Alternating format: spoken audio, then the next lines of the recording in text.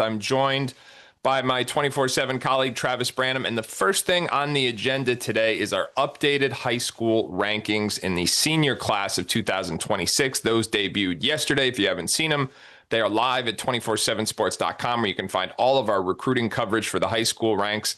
And the top 10, the newly updated top 10, again, this is the first update since the summer. So Tyran Stokes stays at number 1, Jordan Smith at number 2, Cameron Williams at number 3, followed by Caleb Holt and Jason Crowe Jr. They round out the top 5.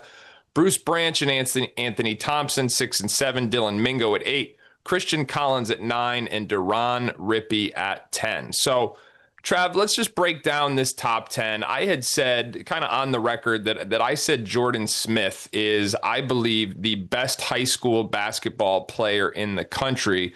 But Tyran Stokes retained that number 1 spot because he's still the best prospect. I think there are some people who struggled to kind of like see how both things could be true at the same time. And essentially what I meant by that is like, hey, if you need to win a high school basketball game today, Jordan Smith would be the first pick in your draft. If you're talking about who's got the best chance to, potentially be atop the 2027 NBA draft, Tyran Stokes is the guy right now that you say, hey, he's the most talented guy. That's how I would differentiate it. But where are you in that race? No, I'm right there with you. Tyran is by far the most talented player in all of high school basketball. And that's across all classes right now. Like, in a vacuum, he's in the same type of talent realm as an AJ DeBansa, as a Darren Peterson, and a Cooper Flagg. That's just how talented of a player he is. But as you said, if I need to go win a college basketball game tomorrow, I'm taking Jordan Smith. But another player that I think has entered this same conversation is Caleb Holt. We have him ranked number 4 overall in the class, and he was very much in the conversation this past weekend to get into that number 3 overall spot. But when it comes to long-term upside, Cameron Williams just projects he's going to Duke. He has a tremendous future ahead of him with staying 6'11". He can make shots off the catch and pull. He runs the floor like a gazelle. He's got explosiveness off the ground, and he blocks shots. Just has so many tools and checks so many boxes that, whatever is coming down the line for him, he's going to have a great future ahead of him. It was a similar dynamic because in my mind, it wasn't really a debate. There was a conversation, albeit a brief one, about the first and second spots, but there was a debate about 3. I mean, myself, you, Bossy, we were all sitting there at Hoop Hall going back and forth. To be candid with you, Cameron Williams, I didn't think was particularly good 2 weeks prior at Hoop Hall West. Now, he was great earlier in the fall at USA Basketball, but I had some concerns. Caleb Holt has been playing really well, so that spot was up for grabs.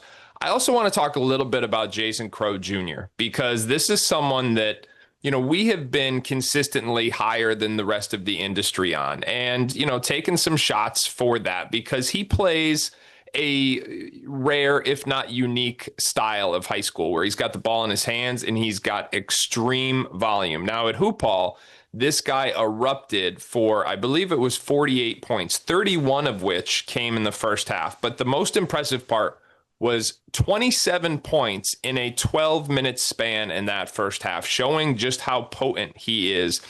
I want to ask you this, his game's going to have to evolve a bit when he gets to Missouri, right? We know it's not going to be the same ultimate freedom that he has, but how much of his game do you think is going to be translatable upon reaching Mizzou? I think actually a ton of it is going to be translatable. This is one of the best shot makers to come through high school basketball. And at least since I've been doing this over 10 years now, this kid is very skilled with the ball. He's got great instincts and feel for the game. And the shot making is exceptionally real. Now, will he continue to take 37 shots a game? No. And if you are a box score watcher and you see him score 48 on 37 shots, you're like, wow, that's really all it took for him, or that's how many shots it took for him to get to 48. You're not going to be as impressed. You're going to try to discredit. But if you're at the game, Jason is actively trying to get his teammates involved. And if you saw his team, there's one other Division I basketball player playing with him.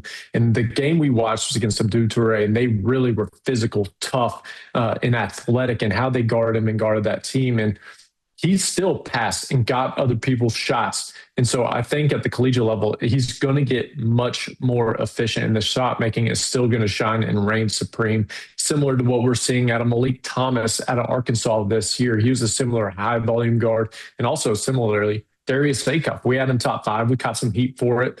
But you're seeing what happens when you have a knack for putting the ball in the hole. You have elite instincts and you have a great feel with the ball in your hand.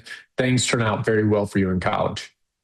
So I like that because I was on the call for that game on Saturday night, and I got up in between games and kind of ran to get something to drink. And one of the fans, like grabbed me and he's like, "Hey, what's your comp for Jason Crowe Jr.?" And I was like, I usually need some time to come up with this. And the best, I was like, Cuttino Mobley. That was like the best I could come up with right off the bat. But he definitely does have like a Malik Thomas style to his game. You know, like the body type's a little different.